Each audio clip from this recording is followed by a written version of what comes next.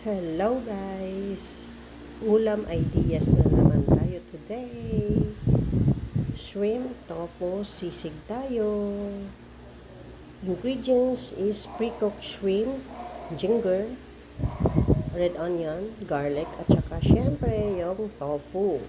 Slice natin yung tofu in cubes.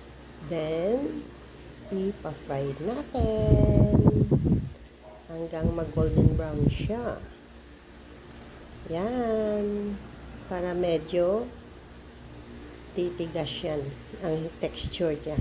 Pagkatapos, lagay natin yung garlic. At saka, i-roast natin talaga yung garlic natin para mabango siya. After roasted natin yung garlic, ilagay natin yung ginger at saka yung red onion. At saka, imikos-mekos lang.